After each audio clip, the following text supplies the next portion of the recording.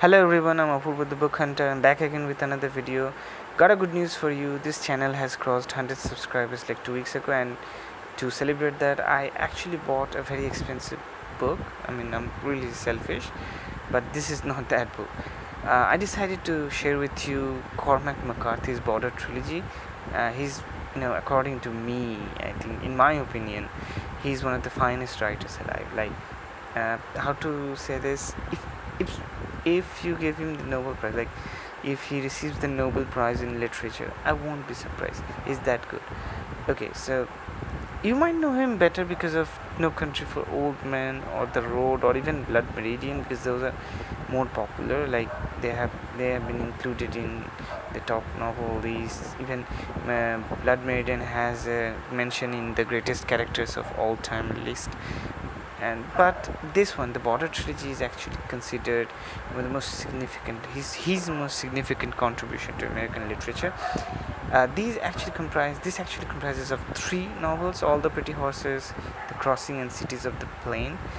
And these 3 novels, they are written about people and the lives of the people who live around the US-Mexican border, mostly in the Mexican part, but the protagonists are essentially Americans living in southern Mexican states, Texas, Arizona, stuff like that, states like that. So this is actually a very mammoth book, like more than 900 pages, and it took me more than 3 weeks to read. But in one word, epic. If this is not epic, then I don't know what it is. I will give you a little overview of the plot. So, All the Pretty Horses, in that John Grady Cole, the protagonist, he runs away with his cousin to a Mexican ranch because he runs from home. He's a teenager, but he likes to work in ranch, so he doesn't want to stay in home because their ranch is getting sold and all that. He goes there, he works as a rancher, and he's pretty popular because he can tame horses pretty good. But the problem is he's a dead romantic. Like, he's really romantic guy. He falls always for the wrong girl.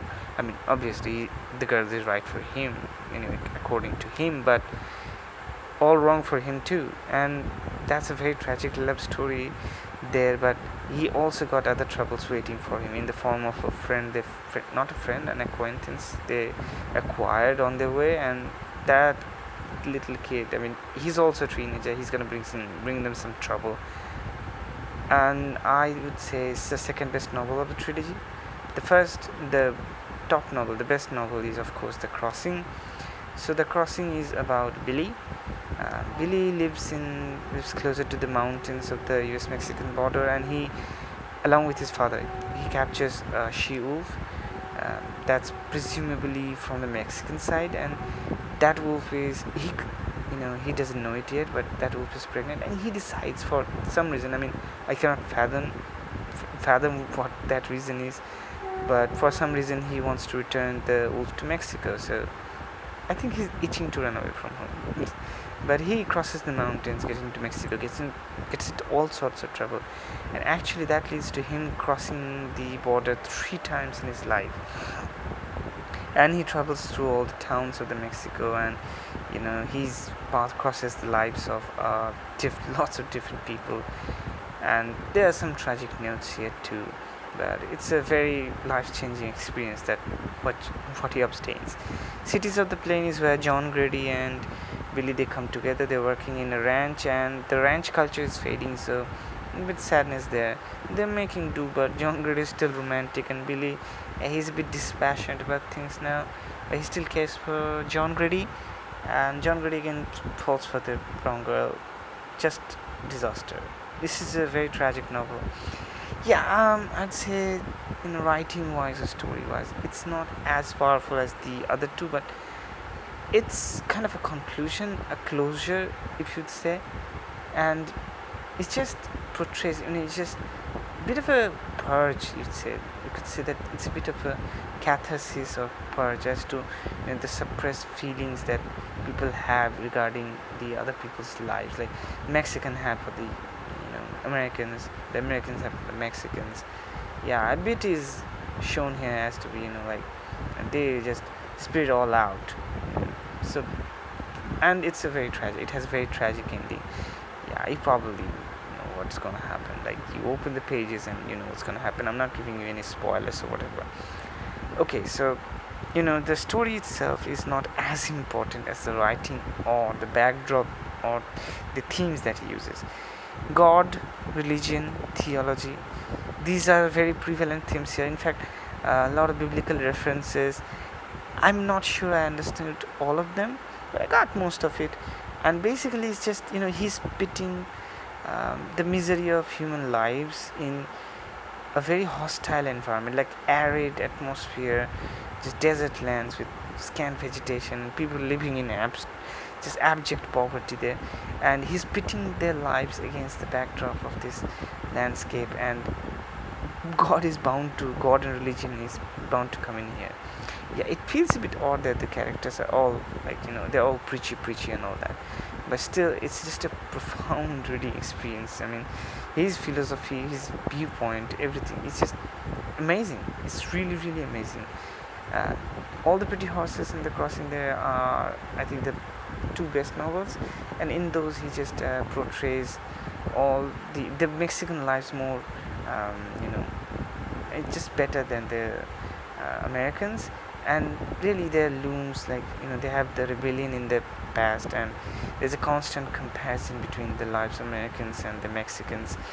Yeah, this just everywhere, like in all three novels this is so evident, and more so in Cities of the Plains.